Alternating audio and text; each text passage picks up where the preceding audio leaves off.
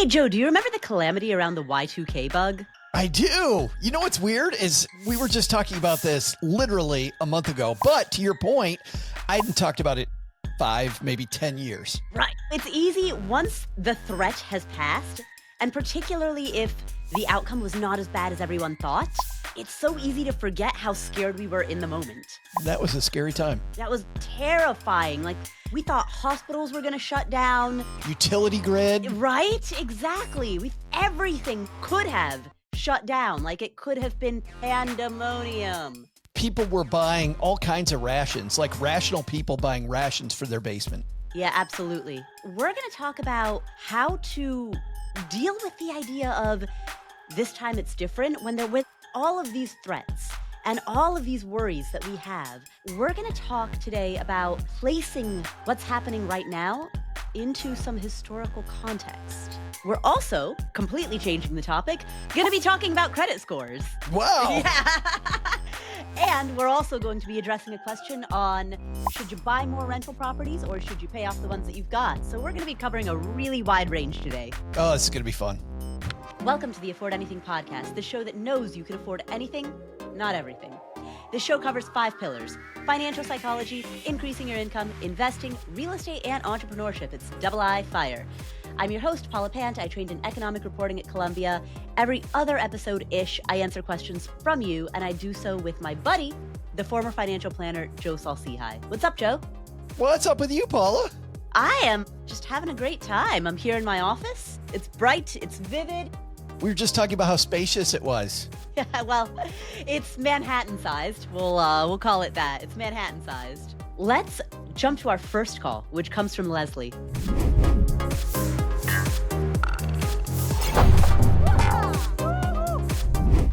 Paula, I love your podcast and have been a longtime listener since back in the day of J Money and you. So, anyways, I'm just wondering how you reconcile this notion of this time it's different with things like climate change and economic inequality being at unprecedented levels. I'm a nerd and curious for your perspective. Thank you, Paula and Joe.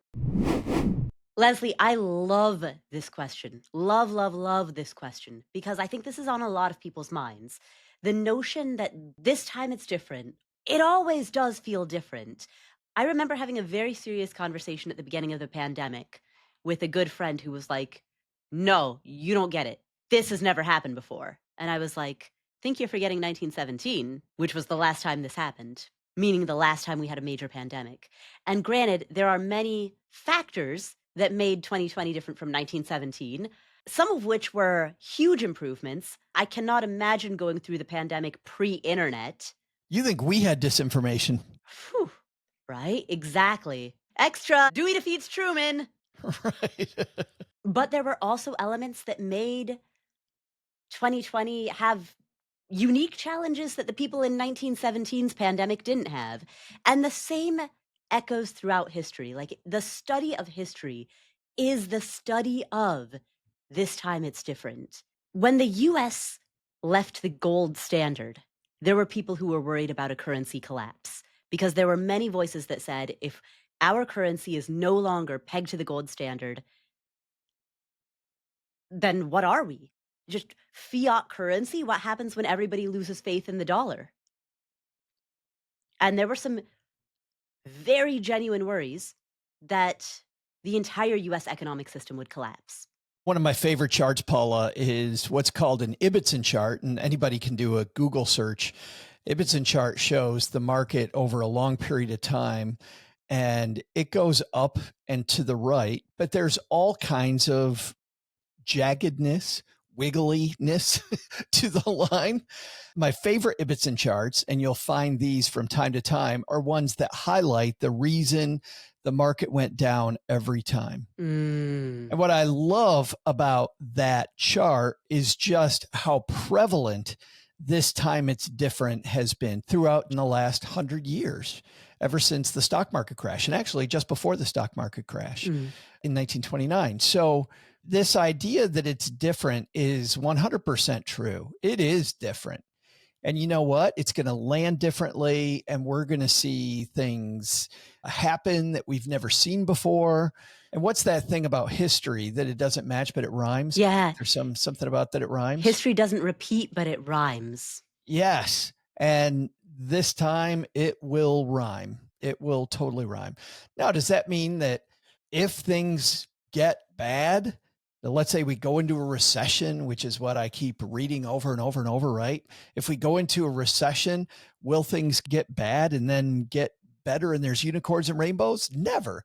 You know why? Because I think part of the human condition, Paula, is that we're going to always be worried about the next thing. Right. And about how it's still different. I mean, even during the good times, nobody understands it's the good time until it's gone. And once it's gone, you're like, oh, I wish we had 6 months ago back. And I wish I would have identified that we had that opportunity at the time. So it's very human to feel, Lesley, the way that you feel. It's incredibly human. I feel that way all the time. Mhm.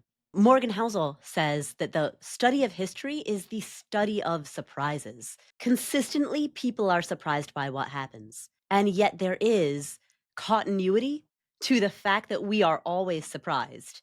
Remember the Cold War? Remember when people were genuinely worried about the very real threat that we might have nuclear Armageddon, which, by the way, is still a threat. It's just not one that we talk about. And it could have happened at any point. Right. I mean, look at the Cuba Missile Crisis. Exactly. So it might have happened back in 70s or the 80s. It also might happen, frankly, tomorrow. Like, just the fact that we don't talk about that threat anymore does not mean it has gone away. Unfortunately, the nuclear threat is still, sorry to be the bearer of bad news, very, very, very much there, but it's not salient because we don't hear about it when we turn on the nightly news. The threat of cybercrime, the threat of hackers stealing identities at a mass scale, or the threat of hackers wiping out billions or trillions of dollars at a mass scale. Those threats are there. The threat of biological warfare, that threat is more prevalent than ever. As technology advances, the risk that technology will be used in some catastrophic manner only amplifies. I went last night and watched the new Mission Impossible movie. And it's funny to watch themes in movies change while the critical parts stay the same, right? You got good people, bad people. We got to take down the bad people. But it's funny to watch now this quote bad guy was sentient AI. And it was the Wow. AI now is going to take over the world and it's going to make humanity hate each other and kill each other off. And it's funny because as I was leaving the theater, I was thinking about just how much more real that feels today than it did even 5 years ago, Right. that could happen. At a time when I say thank you to ChatGPT, to my little AI friend in the computer, I wouldn't have even known what the hell we were talking about 5 years ago, that I'd actually be doing something like that. Right. It's crazy. The history, if you look at a very broad scale of the history of humans as a species, his name is escaping me, but we did an interview with someone, I think it was in 2022 or 2023, who talked about the development of humans, what makes us who we are. We are unique among animals in that we can make use of tools. There are some members of the ape family that can pick up a stick and use it to catch ants, which is rudimentary tool usage. But we, as Homo sapiens, are unique among animal species in that we uniquely developed technology. And throughout our history, as we develop technology, we've been able to use every new piece of technology in ways that are both creative and destructive. So, with the discovery of fire, and the discovery of our ability to create and control fires, we were able to use that in very constructive ways, such as food preparation, particularly meat preparation. But we were also able to use it in very destructive ways, such as burning down homes of our enemies or immolation.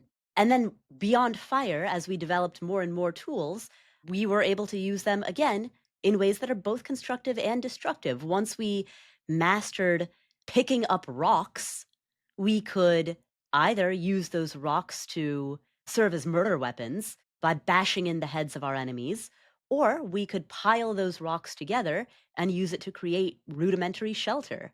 And so, what we have throughout human history is a steady stream of technological innovation in which every new technology produces threats, but also produces opportunities in equal measure. And so, climate change, which is accelerated by industrialization, is a negative consequence of some of our technological advancements.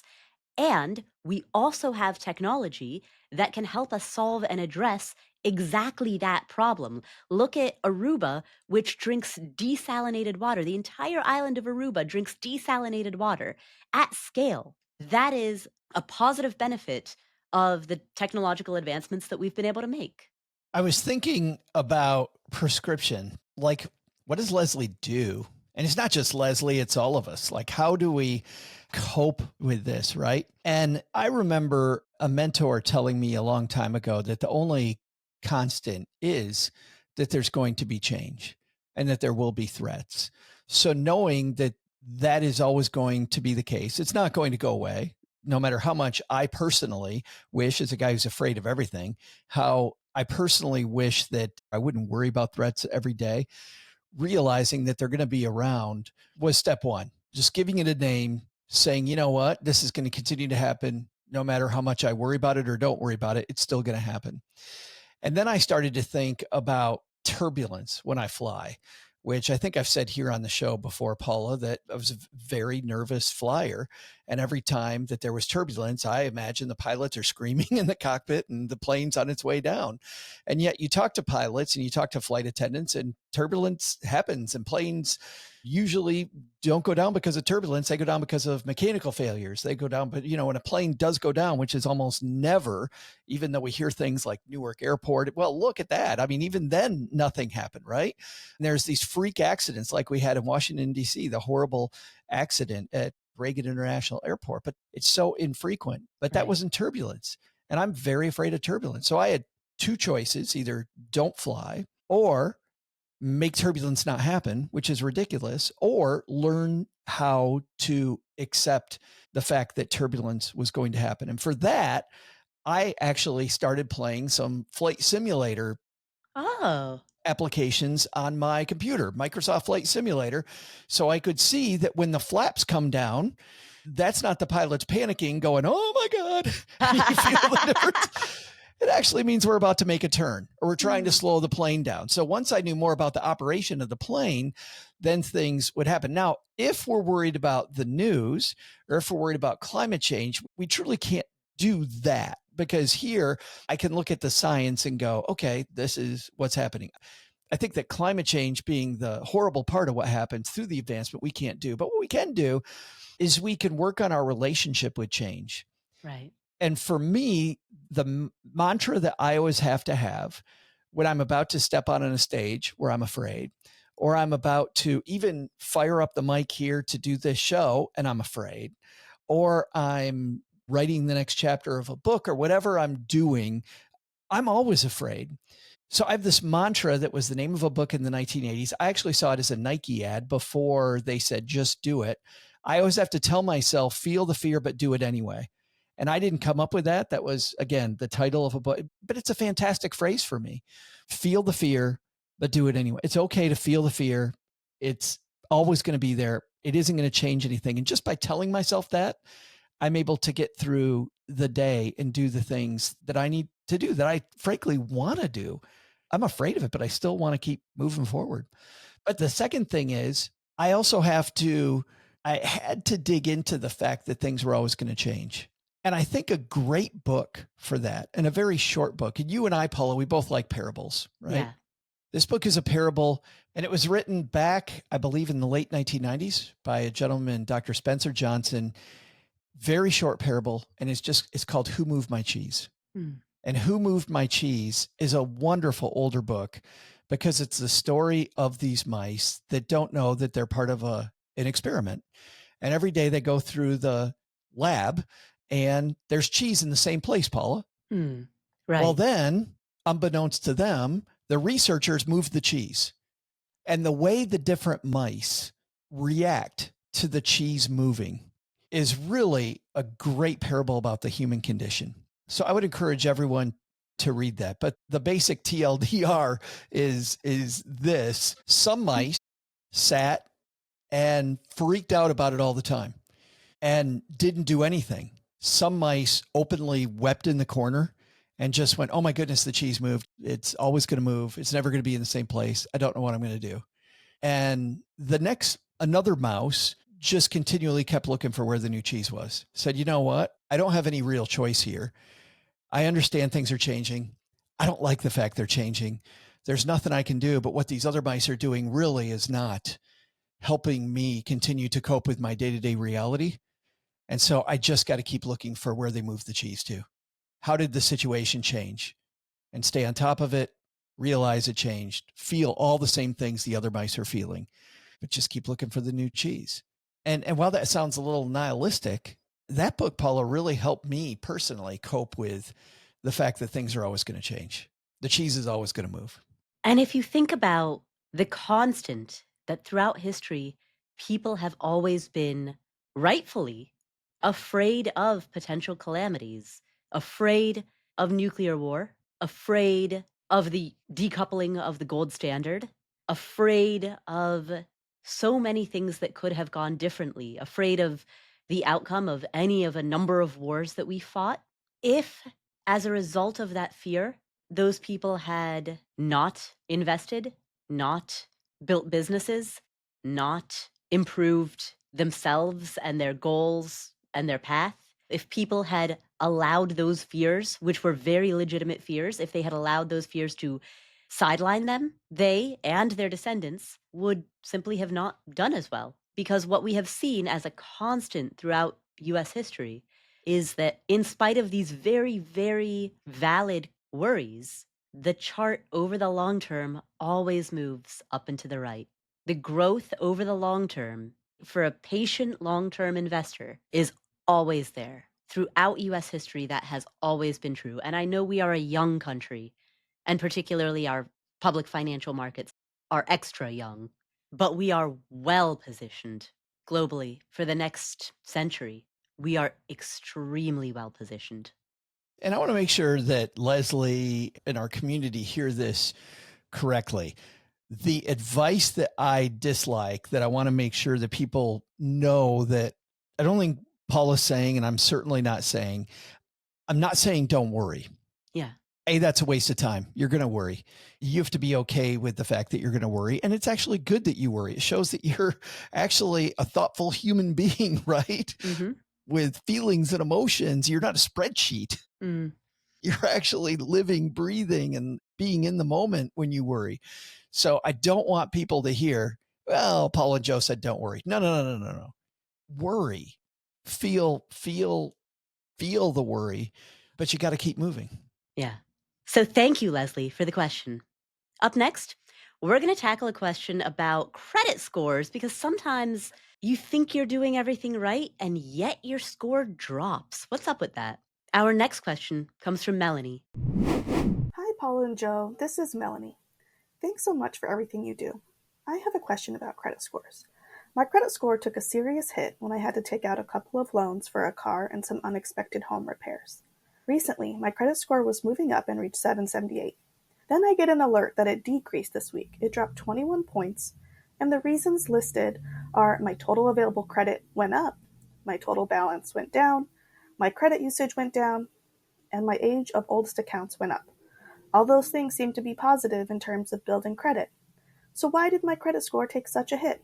Are credit scores just a racket? Thanks. I figured it out. Ooh.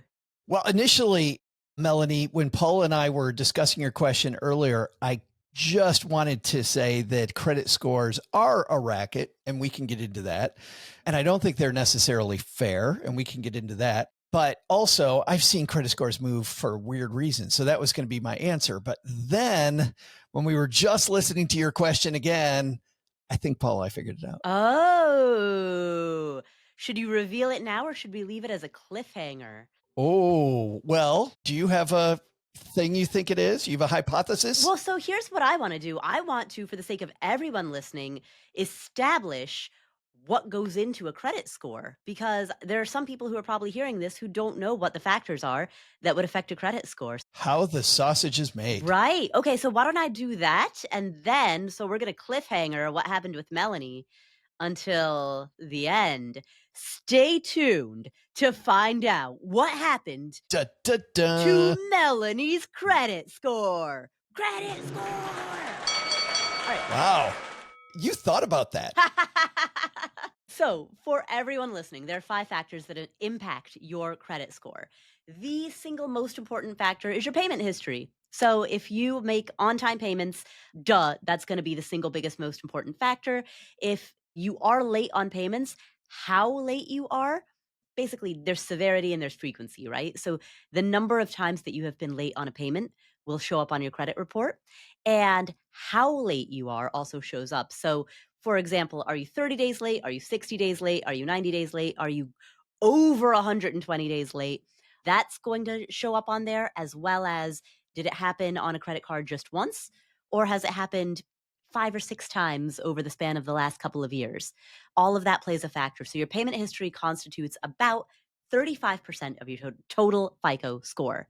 That's factor number 1. Factor number 2, the amount that you owe. So credit scoring companies think that, and this is, in my opinion, erroneous thinking, but they believe that if you are using the maximum amount of credit that you can use, that reflects badly on you because it shows that you need the money. And so, let's say that you have 2 credit cards.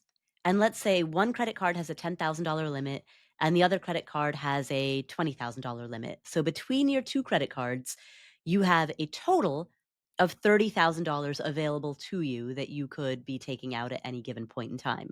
And just for the sake of this example, we're going to assume that you have no other debts. If you are using, let's say you're a big spender, and every single month you run up the balance on both of your cards, 10,000 on one and 20,000 on the other, but you pay the entire balance in full at the end of the month. So every single month you're spending 30 grand on your 2 cards, but you're also paying off 30 grand on your 2 cards. And so you're closing out the month with a 0 balance. You have no month over month balance. You pay $0 in interest. Well, guess what? Unfortunately, because you are using so much of your available credit, it's still going to look bad. So this is known as your utilization ratio, and you want to keep it ideally under 20%. So in this example, you want to be spending less than $2,000 on the card that has the 10,000 limit, and you want to be spending less than 6,000 on the card that has the $20,000 limit. And the way to think about this, because I kind of struggle with that. I have this credit. Why don't they like me if I use it? Like, what the hell is that about? Well, here's a great analogy. At least it was great for me to think about this, which was, think about the way that investors look at stocks. The number one thing that any investor will tell you is a stock home run, Paula, is free cash flow. Free cash flow and the ability to take future actions is great.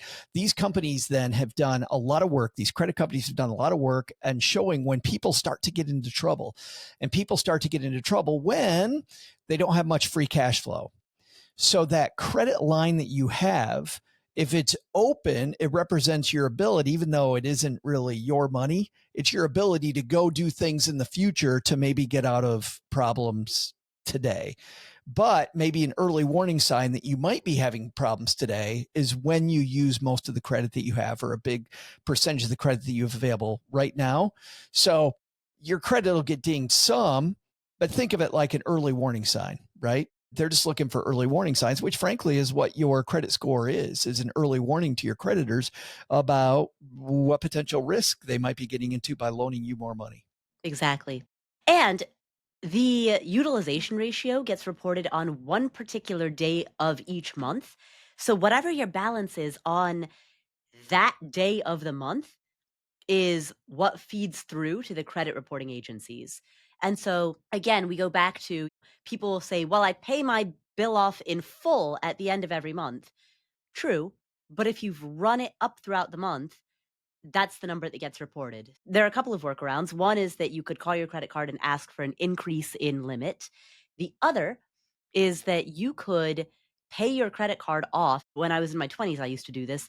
I would pay my credit card off weekly, sometimes even daily. I'd use the credit card because it offers better consumer protections than a debit card, and it also offers better rewards than a debit card. But I would log in, I would just manually log into my credit card account, and at the most extreme, I was logging in daily or 2, 3 times a week. Other times I was logging in once a week and just paying off the balance. And so that way, no matter what day of the month that report hits the agencies, I know that I've got a low balance relative to my total credit limit. So those are the two ways: increase a limit or just pay off the bill more frequently so that that limit is constantly lower. Those are the two ways to game it. Yeah. So this particular attribute that we're talking about, the amount owed or the utilization ratio, accounts for 30% of your overall score. So it is almost as important as whether or not you make on-time payments. So, which is kind of nuts that they attribute that level of importance to it. But there we are. It makes total sense to me when I think about if you've used almost all of your credit up, anything bad happens, Paula, it could be bad. Exactly. So those are two factors. The third of 5 factors is the length of your credit history. So how old is your oldest account? If you have a very, very old account, don't close it. Keep it open. Put a Netflix subscription on there and auto pay that off every month and just keep it active, even if you have to do it in a very perfunctory way, so that you have the age of oldest account be old. And Melanie knows this because she talked about this in her question. She said her oldest account got even older. The other factor is new credit. So, have you recently applied for credit? Particularly, have you had any hard inquiries? If you have recently applied for credit, it actually adversely affects your score because it makes you look desperate. It makes you look like you need the money. Like, think about it. If a person is suddenly applying for lots of new credit, you need a new credit card, and you also need a car loan. It just, whether or not that's true, in the eyes of the credit reporting agencies, applying for a bunch of new credit lines in a short period of time makes it look like you need the money, which makes you look like a less reliable borrower. So that accounts for 10% of your score. And then the mix of credit that you have, installment loans and revolving loans, that accounts for another 10% of your score. So credit cards are revolving loans, like you have a line of credit similar to a HELOC, but you can use it, you cannot. You could have a $10,000 line of credit and only put a Netflix subscription on there if you want to, or you can use it to buy a salad and get some shoes and all those things that you do on a daily basis. You know how Paula likes to have fun. I'm going to go buy a salad and get some shoes. Yeah. Well, the shoes allow you to walk to the salad store. So having a question that we always get is which one is better? They actually like to see a mix. If you've got a mix of different things, it shows that you can handle installment loans, you can handle a revolving credit. If you can handle all those, that will look good on your credit report because it makes you look very credit worthy. No matter what type of credit people throw at you, I can do it. Right.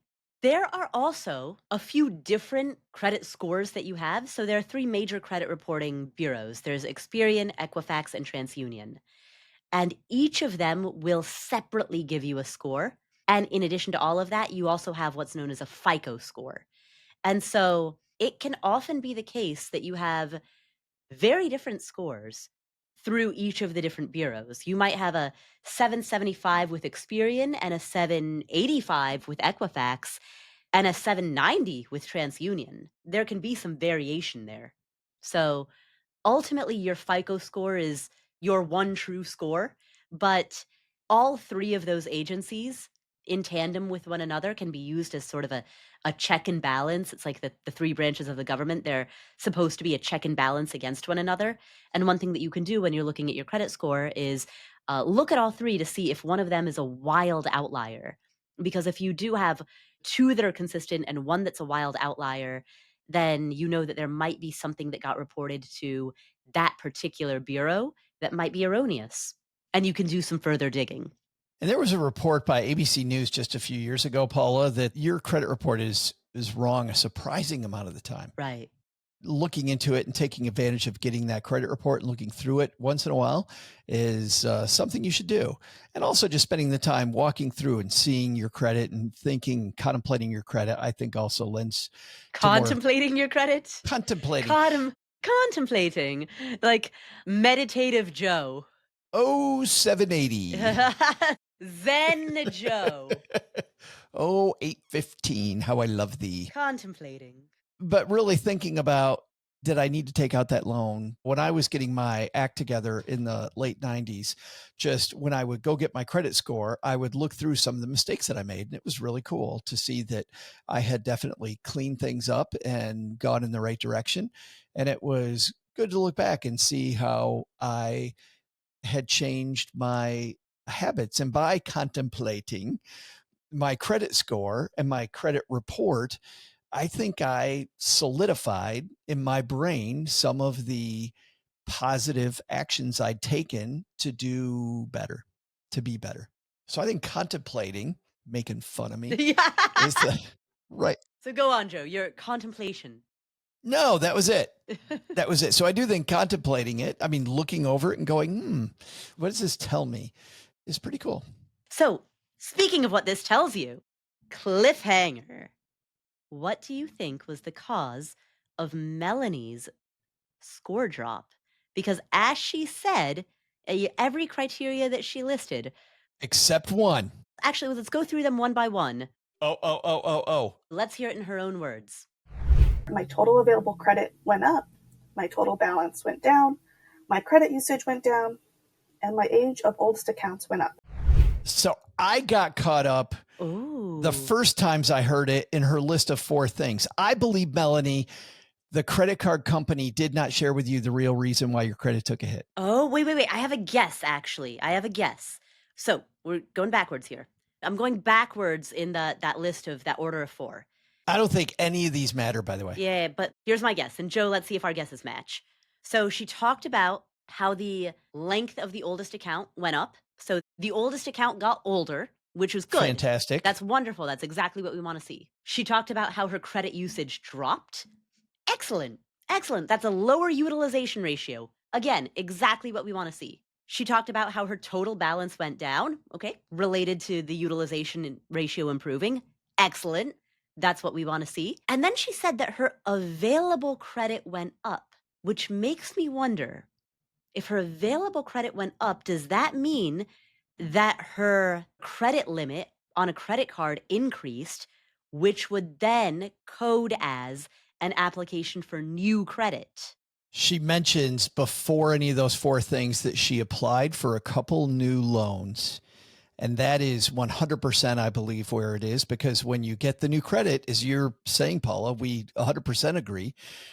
When you apply for new credit, especially if you apply for 2 things or 3 things very, very in close succession, when you do that, credit companies freak out a little bit. They're like, why is she applying for so much credit all at one time? Does this mean something bad's happening? Again, their goal is to help these creditors protect themselves against you not repaying. And so common thing that people will tell you to do is do all of your homework around which loans you might want before you apply, and only apply for loans that you think you're going to take. Because if they do a hard credit pull, 2 or 3 companies do a hard credit pull, now those are all going to show up and it will hit your credit score. But Joe, I'm going to push back on you, because she said that her credit score took a serious hit when she had to take out a couple of loans for a car and some unexpected home repairs. There it is. There's the loans. But the way that she phrased it made it sound like that happened way in the past. I think it's her phrasing. I don't think so, because when I listened to it the second time, I didn't get that dichotomy that I felt like the first time. Because she follows it up by saying, recently, my credit score was moving up. So my interpretation is that the car loan and the unexpected home repair loans, those were way in the past, like 2024. But she follows it up by saying that she had more available credit. So I think that those loans she got is the new available credit. You're saying it might be something else, but no matter what it is, I think it's on the new credit side. It's definitely on the new credit side. Yeah. So my interpretation of if she has more available credit is maybe the credit limit on one of her credit cards increased and that codes as new credit. Because it just sounds to me as though the car loan and the new home loans were like relics of 2024 or prior.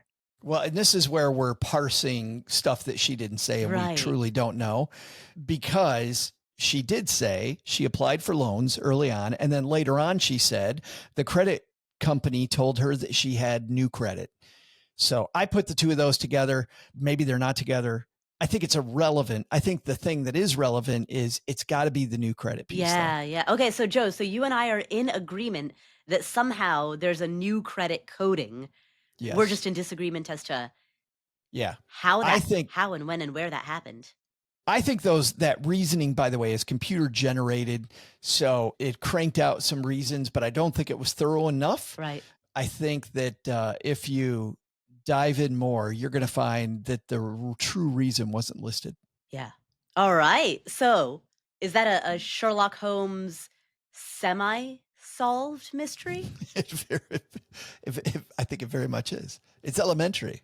Ah, my dear Watson. Instead of Watson. Pant. It's elementary, Pant. It's elementary, Saul-Sehy.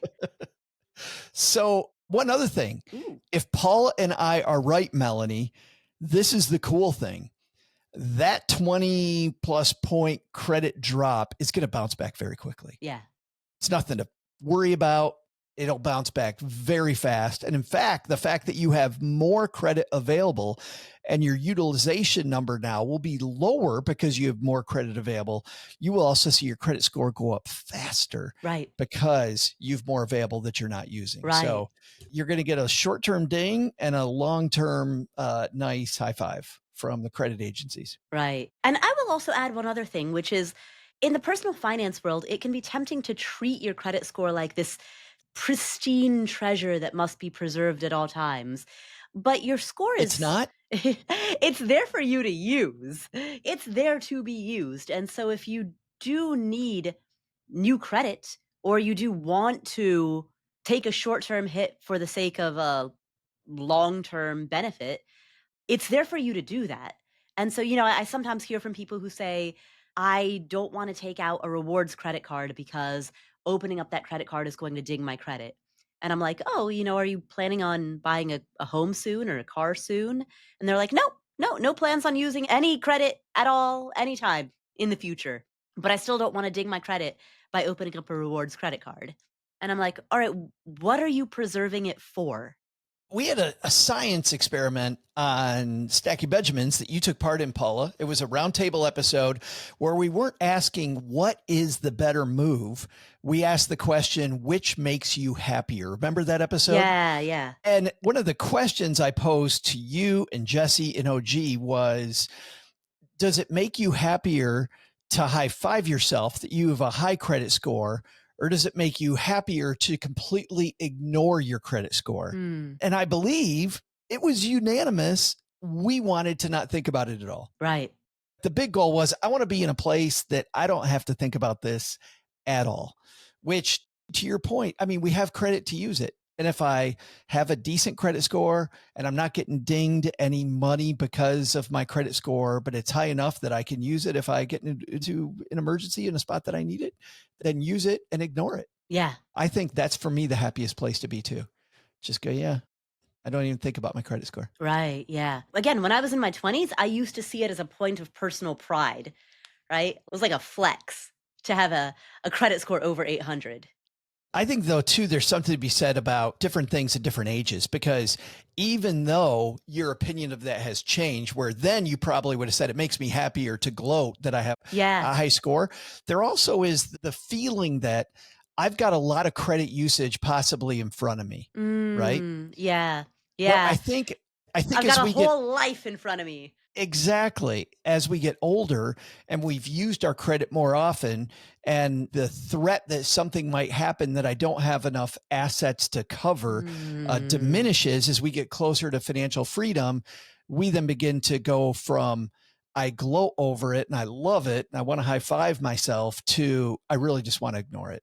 That's very insightful, Joe. But don't you think that's true? I mean, it rings true. I don't know. I haven't done any science there, but it certainly to me feels like that would be a story arc for most of our lives. Yeah, absolutely makes sense. When you're young, you don't have a lot. You don't have assets.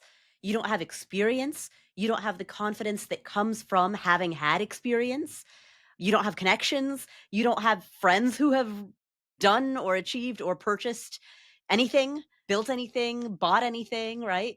You have big dreams, but everything in your life is just a hypothetical. So you have all of the anxieties that come with the fact that you just haven't been tested yet. Well, and it goes back, though, to the threats and dangers. The threat that you may have to tap that credit at any point, I think, is there actually is even a real threat there. Right. Because you don't have rich friends you can borrow from, to go back to, you don't have the connections you can leverage. Like, the reasons you need to borrow money are many, many, many more early in your life. Exactly. That absolutely makes sense in the way that the importance of credit score tracks along the human life story arc. That's the type of insight that comes from contemplation. Contemplation. Can you show that finger on YouTube?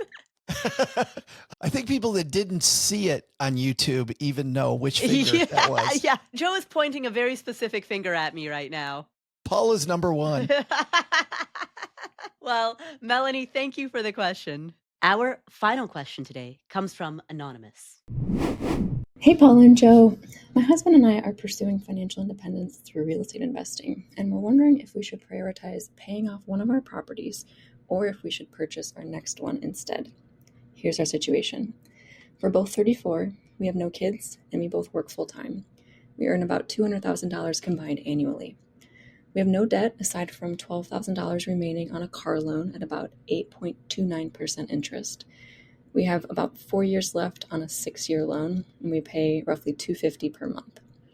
Neither of us has any plans to stop working, but we would like to make work optional within the next 10 years or so. We currently own 2 rental properties, and we've calculated that we'll need to acquire 3 more to reach financial independence. We currently have $85,000 saved in cash, and we add $4,000 of our take-home pay to this account each month. We also have about $20,000 in a taxable brokerage account that we can access if needed. Here's a breakdown of our 2 properties. Our first one we purchased in 2018, and it rents for $1,600 per month. We have $90,000 left on the mortgage at a 4.875% interest rate. With $85,000 in cash, we could wipe out this mortgage within a month or 2, significantly increasing our monthly cash flow. However, the majority of the mortgage payments are now being applied to the principal, and the interest rate is lower than our second property, so we think it may be better to let this one sit. Our second property we purchased in 2022, and it rents for $1,500 per month. We have $131,000 left on the mortgage at a 7.125% interest rate. Due to a significant jump in property taxes and insurance rates at the beginning of this year, we're now paying $140 out of pocket each month to cover the mortgage. If we continued saving $4,000 per month, in addition to the $85,000 we currently have, we would be able to wipe out this mortgage in about a year. Our third option would be to let both properties sit and to use our savings to purchase our third property, which would get us closer to our goal of 5 properties in total. So what are your thoughts? Should we wipe out a mortgage to increase cash flow and then put the extra income toward a down payment? Should we focus on acquiring our properties first and then worry about paying them off? Should we consider paying off our car loan first, given the high interest rate? Or should we be leveraging our taxable brokerage account more strategically? We would love to hear your thoughts, and we appreciate your guidance in helping us think through our options. Anonymous, this is a really interesting question. This is a fun puzzle. And before we start looking at the rubrics cube of all sides of this, the first thing we need to do is give you a name. We have a job to do. We have an important job and we take it seriously. So I'd like to give a shout out to the first woman who obtained a real estate license in the United States. Guess what year it was? It was, I wonder when real estate licenses started. Let's say 1840. It was 1903. Wow. 1903.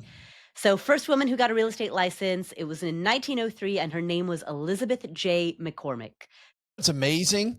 She could broker these properties now that most people buy using leverage. And yet it wasn't until the 1970s that she could get the leverage herself.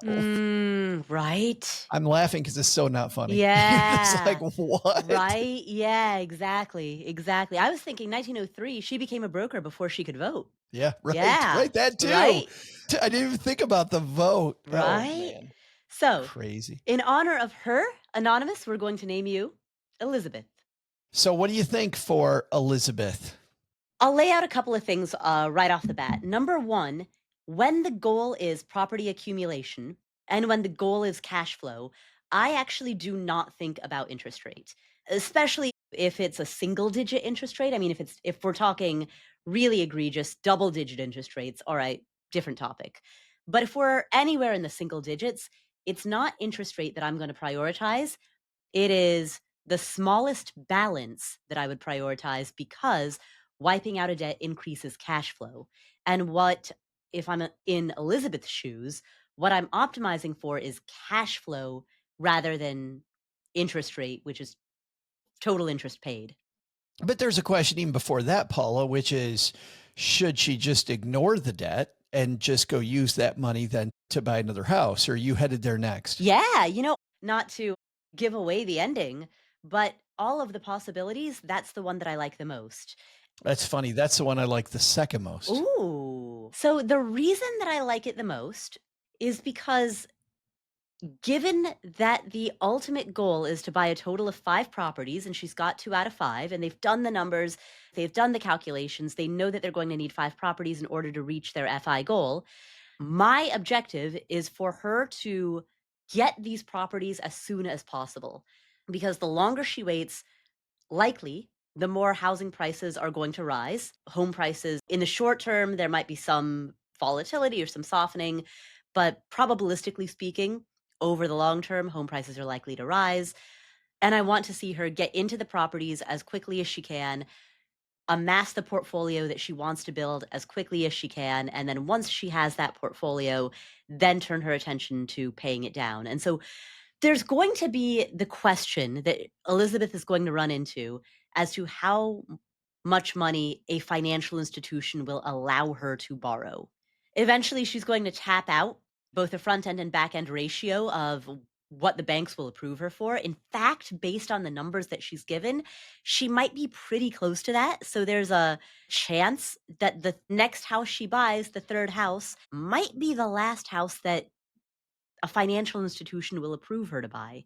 So there's a chance that she might only be able to buy one more before she starts paying them off. But what I'd like her to do is buy as many as the financial institutions will allow her to buy. And then once she hits that ultimate limit and the banks start waving their finger and saying no more, that's the time when she should turn her attention, in my view, to the loan that has the smallest balance and therefore will free up the most cash flow, which in this case would be the car loan first, because that's going to free up $250 a month. And after that, turn the attention to the lower interest home because it's got a smaller balance and she'll be able to pay it off faster. But first, I'd buy that third house. Can we back up the bus for a second? Yeah. Well, my first question, Paula, is a question I think a lot of people might have that are listening, which is, why 5? And you ran right over that. Like, they've already done the work, they've done the numbers, they've done the, and I'm just very curious. And I think a lot of people are curious, like, what numbers are you running that you know that 5 is the number?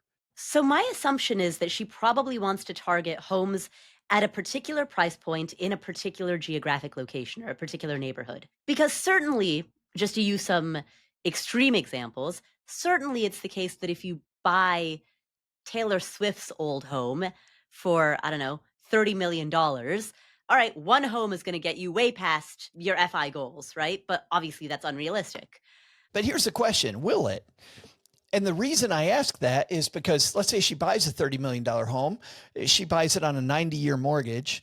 Yeah.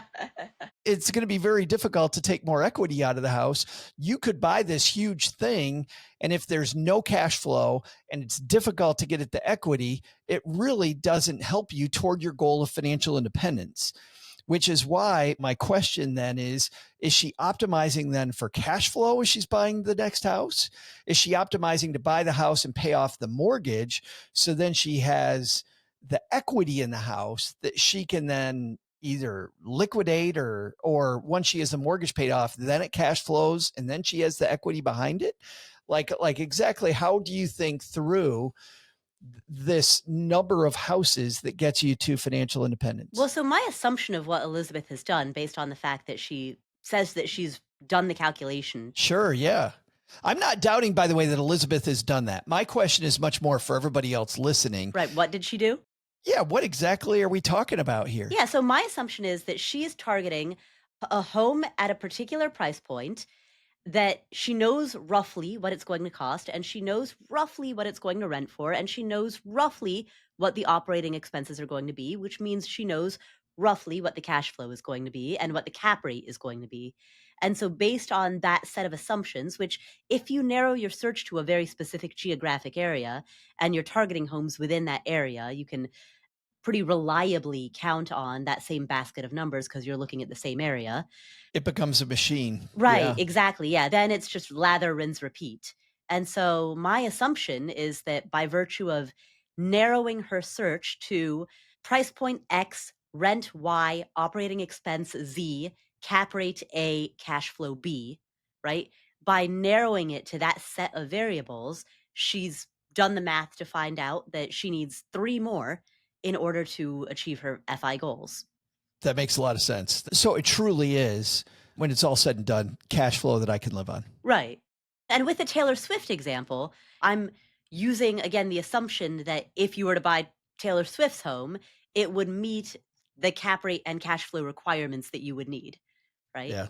It is funny, though, how that would have some unique circumstances, though, because, I mean, then you're worried about just the number of people that are going to rent that property, right? You know, I mean, you could do all the calculations you want, but then there's the other factor of who's going to be able to afford to rent that house. Yeah. In that case, it's similar to Airbnb in that you have to adjust the occupancy ratio, right? Yeah.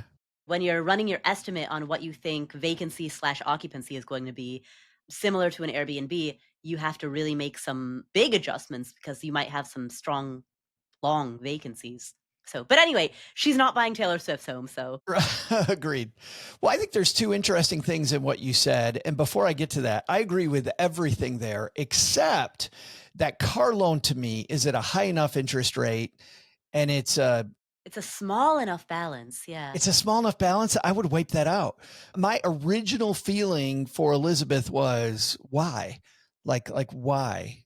I get the properties. I don't get the car loan. So wipe out the car loan and then everything else is great. And I think that capturing that $250 a month and then you don't have that 8.29 hanging over your head, like both of those things I think are fantastic. But the rest of it then, let's go buy the next one. Well, and the thing about the $250 a month is that you can mentally, if you want to associate the car loan with house number 2, if you want to mentally group those together, all right, if she frees up $250 a month and house number 2 is costing like what ballpark $150 a month out of pocket, she said? Yeah. Then cool. Then free up now she's $250 a month. positive. Yeah. She's net positive. Now she's net positive by a ballpark $100 a month, right? So if you mentally bucket the car and house number 2 together, then the $250 a month that she frees up by paying off the car loan covers the shortcoming of house number 2. And granted, that's mental gymnastics, and it's sure. I can hear Mir Statman, who's a behavioral economist who we interviewed at the Morningstar conference last summer. You can hear that in our archives. I can hear him in my head right now being like that, but a dollar is a dollar is a dollar is a dollar, no matter where it comes from, no matter where it goes. Let's just talk about the cost of money. Yeah. Because she's going to take that money and she's going to borrow it again in the form of the new house. So let's say she gets that at 7%. She's getting it for 1.29% cheaper. Right. But while that is factually true, I mean, that's just math. I go back to my biggest concern with her and my biggest priority with her is cash flow rather than interest rate. And I find that to be interesting because this isn't just for real estate investors, right? When I was a financial planner, to widen it out to the rest of the audience that really isn't looking at buying real estate, the first thing I was always interested in, Paula, was always cash flow. And if cash flow was good, then we go to interest rate. If cash flow wasn't good, the first thing was to get that heart beating much better. And it's the same thing we were talking about with Melanie when it came to your credit score, right? Yeah. When investors look at a company, they look for free cash flow because it's the number one sign of health.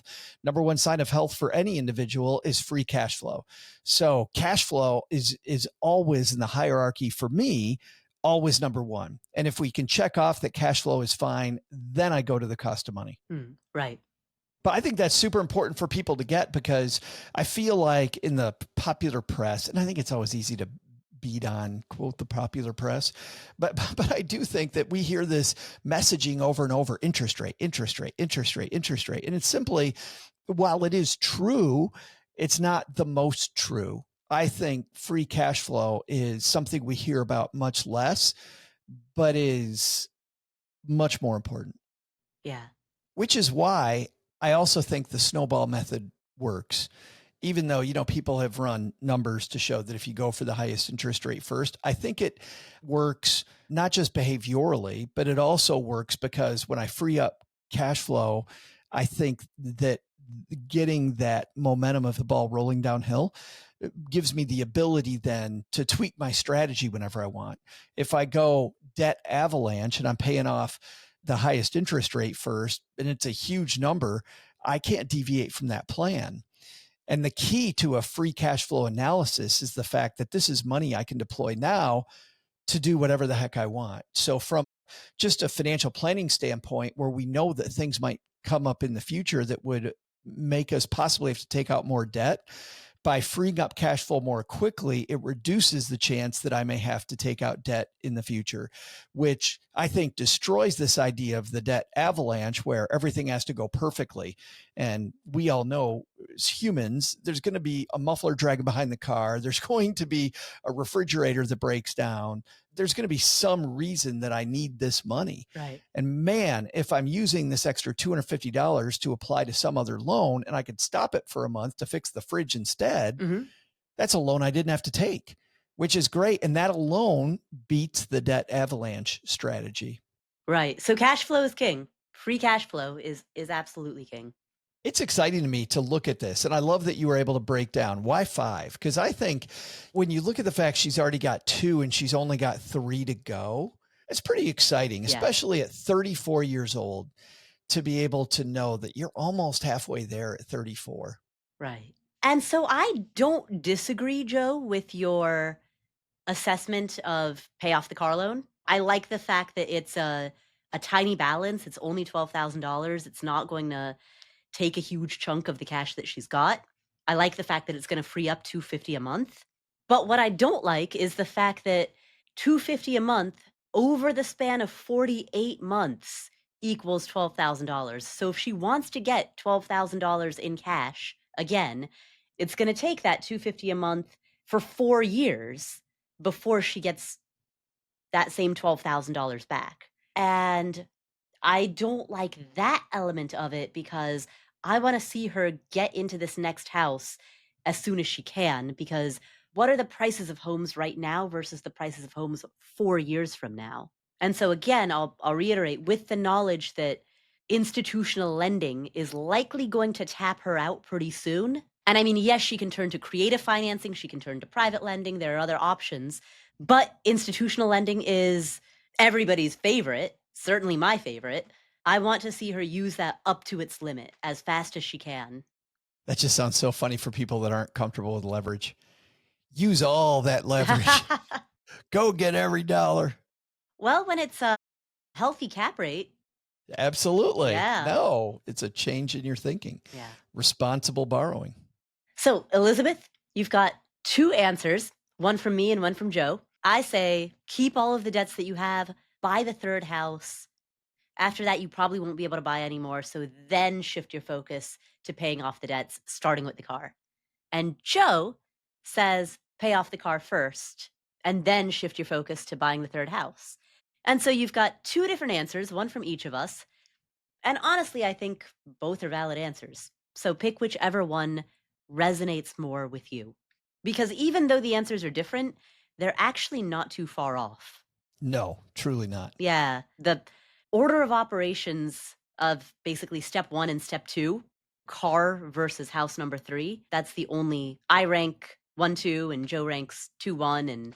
But either way, notice how neither of us want you to pay off house number 1. Neither of us want you to pay off house number 2. And I felt like that was definitely Elizabeth's main question. Do I put this toward the houses? Yeah, neither of us are fans of that. No. Not if the goal is to grow. No. The time for doing that is once you've tapped out of institutional lending. That's the time to pay off the houses. Thank you, Elizabeth, for the question. Joe, we've done it again. I can't believe it. And it was a potpourri episode. Yeah. We were all over the place. Exactly. We talked about this time it's different. We talked about credit scores, and we talked about buy more rentals or pay down the debt. And I think the rubric around your thinking around when to pay off debt and when to invest. Right. And this time it's different is also sort of the thinking rubric as well. It completely is. Yeah. Absolutely. Exactly. So maybe this is the thinking rubric episode. The rubric episode. Yeah. Ooh, the rupersode. You know what? Rupersode. And didn't I use the analogy of a Rubik's Cube earlier? No. No, but it's a Rubik's Cube. But we could call it the Rubik's Cube in the title. We should call it the Rubik's Cube. That's true. That's a Rubik yeah, Cube. It's Rubik. I'm pretty sure I said Rubik Cube sometime, or rubric. Probably pronounced it rubric. I'm pretty sure I used the analogy at some point. We'll check the transcript. We will. We'll go back to the tape. Yes. Roll the tape. Well, Joe, where can people find you if they would like to contemplate their life choices? Easy. We had a very special Memorial Day episode, 2 great interviews. We normally only do interviews most Wednesdays, every once in a while on a Monday. But the first half of the episode is the former vice chairwoman of NBC Universal, Bonnie Hammer, talking about the lies women are told at work. And you know what, Paula? If you're a dude like I am, these are lies that men are told too. These are lies we're all told. When I was early in my career, I read a great book by a guy named Henry Rogers called Rogers Rules for Success. I feel like Bonnie Hammer's new book is really the same thing. And I know a lot of people are graduating. I interview a lot of people like you do. There are very few books that I'm like, that's a book young people need to read. This is an interview young people need to hear. And I think it's also in a book that she is talking about these lies that we're told at work. They are things like follow your passion, and Bonnie turns that into follow the opportunity, which I think is frankly a better thing. And you hear all kinds of follow your curiosity, right? Yeah. And I think I agree with follow the opportunity even more than your curiosity, because where curiosity meets opportunity is truly where the river's going to head. So that's one of many of the things that we talk about. It's interesting also that she says over her career, she was much more likely to hire you if you had a great attitude than because of your skill set, which from a woman who was the vice chairperson of NBC Universal to say that. And she also tried to gravitate toward hard bosses, where now a lot of people are turning their hard boss in because they think that the boss is toxic. She said there are toxic bosses, not disagreeing, but Bonnie also says there's just some people that really are in your corner, but they're going to push you ahead. And if you can't see that they're behind you trying to push you to do everything you can, it's bad for you if you don't follow them. So anyway, Bonnie Hammer in the first half, and then we're talking to people that have a lot of debt. One of my favorite psychologists, Dr. Erica Rasher from Beyond Finance, joins us. And she's been on the show before. And Dr. Erica has this great holistic way to look at debt that I really like. So that's our special Memorial Day episode of the Stacky Benjamin Show. Wow. Those both sound like amazing interviews. It's a good 1-2 punch. Oh, that's amazing. Well, thank you to all of you for being afforders. Thank you for being part of this community. If you have any questions that you'd like to ask, affordanything.com/voicemail is the place to go. That's affordanything.com/voicemail.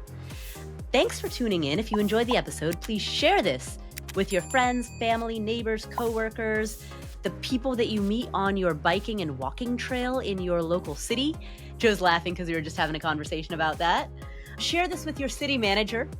Share this with the people at the custard stand. Oh yeah, the custard frozen stand. Custard stand. Frozen custard. Right? Yes. Share this with all of those people. It's the single most important way that you spread the message of FIIRE. Also, make sure that you are subscribed to our newsletter, affordanything.com/newsletter, where we send loads of goodies your way. And please open up your favorite podcast playing app and leave us up to a 5-star review. And write a few words, tell us what you like about the show. Thank you so much for being an afforder. I'm Paula Pant. I'm Joe Saul-Sehy. And we'll meet you in the next episode.